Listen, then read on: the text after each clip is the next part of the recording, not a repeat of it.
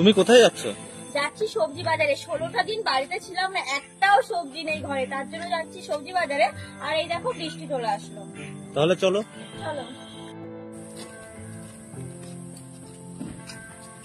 আর বৃষ্টি পড়ছে না, বেকার এবার ছাতাটা টানতে হবে। এবার তুমি টানবা। অনেকদিন পরে যাচ্ছি বাজারে, আর একটু মন খারাপ করছে, তার কারণ মনে হচ্ছে এই সময় বাড়িতে ছিলাম, মানে এদিনকা বাড়িতে গিয়েছিলাম তো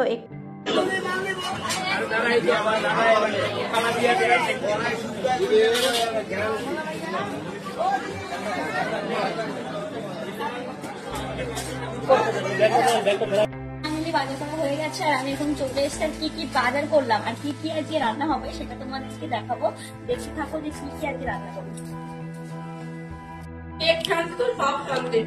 তো কালকের ভাত ছিল আর ডিমের তরকারি ছিল, তো সেটাকে এখনো ভালো আছে, তার জন্য খেয়ে নিচ্ছে। যে কালকের থেকে মনে হচ্ছে যেন আজকে বেশি টেস্ট লাগে তরকারিটাই। চিংড়ি মাছ, তো চিংড়ি মাছগুলো আজকে আমি স্টোর করে রেখে দেবো। আর কিছুটা চিংড়ি দিয়ে আমি করবো আজকে বাঁধাকপি।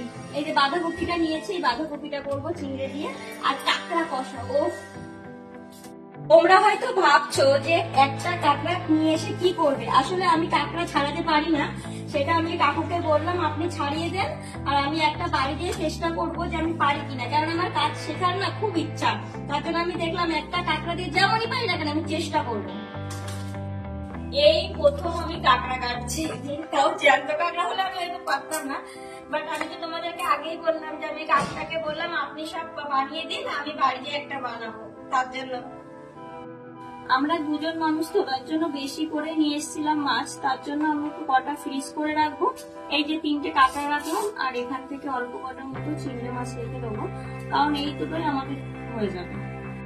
অনেক আশা করে কাঁকড়া নিয়ে এসেছিলাম সমুদ্র থেকে, তো আমি এসে দেখি যে খুলে দেখি যে পুরো কাঁকড়াটা নষ্ট হয়ে গেছে। না হলেও 4-5টা কাঁকড়া আমি নিয়েছিলাম। তাই আজকে আমি যখন বাজারে গেলাম, দেখলাম বাজারে ঢুকতেই আমার বর বলছে আজকে কাঁকড়া নেবো। মানে আমি জানি না, আমার বর আমার মনের ভাষা খুব বুঝতে পারে, আর ও আমাকে সত্যি এতটা ভালোবাসে যে আমার কষ্ট সহ্য করতে পারে না। তুই কি রান্না করছিস? এত সুন্দর সেন্ট বেরোচ্ছে। আজকে হচ্ছে কাঁকড়া কষার ঝোল, আর আমরা তো বাঙালি, তার জন্য একটু আলু না দিলে হয়। দেখো, কে কাঁকড়া খাও, তাড়াতাড়ি চলে আসো কিন্তু, আর তাড়াতাড়ি না আসলে কিন্তু পাবে না বলে দিলাম।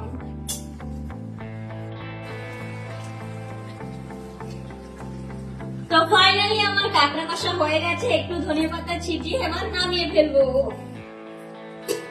আমি ওকে বললাম একটু রেস্ট নে, ও কি করলো, রেস্ট না নিয়ে ঘর মুছতে শুরু করে দিল।